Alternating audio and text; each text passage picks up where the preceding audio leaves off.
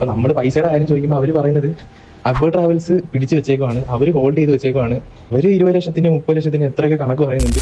ഫിദയുടെ agency മറ്റൊരു സ്കാമാണ്. Actually റഷ്യയിൽ നിന്ന് നാട്ടിലോട്ട് വരുന്ന സ്റ്റുഡൻസിനോടും നാട്ടിൽ നിന്ന് റഷ്യയിലോട്ട് പോകുന്ന സ്റ്റുഡൻസിനോടും ഫ്ലൈറ്റ് ടിക്കറ്റ് എടുത്തു കൊടുക്കാന്ന് പറഞ്ഞിട്ട് അക്ബർ ട്രാവൽസ് വഴി ടിക്കറ്റ് എടുക്കും. ഈ ടിക്കറ്റ് എടുത്തു കഴിഞ്ഞിട്ട് പിള്ളേരെ കയ്യിൽ നിന്ന് ആ ടിക്കറ്റ് കാണിച്ചു കൊടുത്തിട്ട് ക്യാഷ് വാങ്ങും.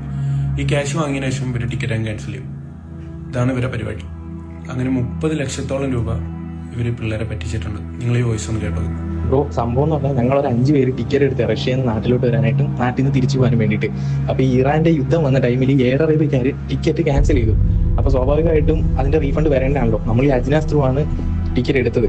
ഈ എമൗണ്ട് അയച്ചു കൊടുത്തതൊക്കെ ഈ ഫിദ ഫാത്തിമ എന്ന് പറഞ്ഞ പുള്ളിക്കാരുടെ അക്കൗണ്ടിലോട്ട് എമൗണ്ട് ഒക്കെ അയച്ചു കൊടുത്തത്. അതിന്റെ സ്ക്രീൻഷോട്ടും കാര്യങ്ങളൊക്കെ നമ്മുടെ ഉണ്ട്. അപ്പൊ നമ്മൾ പൈസയുടെ കാര്യം ചോദിക്കുമ്പോൾ അവർ പറയുന്നത് അക്ബർ ട്രാവൽസ് പിടിച്ചു വെച്ചേക്കുവാണ്, അവർ ഹോൾഡ് ചെയ്ത് വെച്ചേക്കുവാണ്.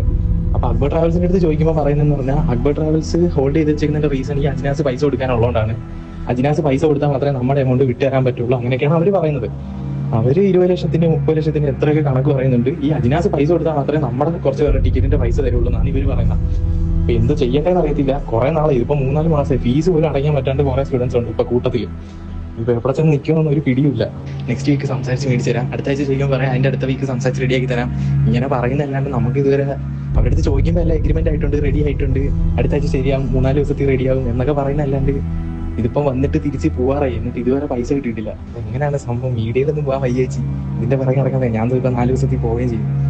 ഈ പറയുന്ന കുട്ടികൾ മീഡിയ സ്പേസിലോട്ട് വരേണ്ട സമയത്ത് ഒരുപാട് അതിക്രമിച്ചു കഴിഞ്ഞു. ഇപ്പോഴും കുട്ടികൾ വരാത്തത് വീണ്ടും ഇതേ വചനാസം കളത്തിലിറങ്ങി ആൾക്കാർക്ക് വീണ്ടും കൺവിൻസ് ചെയ്ത് പുതിയ ഫേക്ക് പ്രോമിസസുകൾ കൊടുക്കുന്നതുകൊണ്ടും അതുപോലെ തന്നെ കുറച്ച് കുട്ടികളുടെ വീട്ടുകാർക്ക് ഈ കാര്യങ്ങൾ അറിയാത്തതുകൊണ്ടും ചില വീട്ടുകാർക്ക് ന്യൂസിന്റെ മുമ്പിലോട്ട് കുട്ടികളെ വിട്ടുകൊടുക്കാൻ താല്പര്യമില്ലാത്തതുകൊണ്ടും ഒക്കെയാണ്.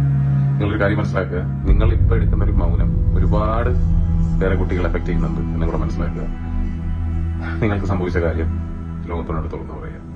സ്നേഹം പറയട്ടെ, സ്നേഹം മാത്രം പറയട്ടെ.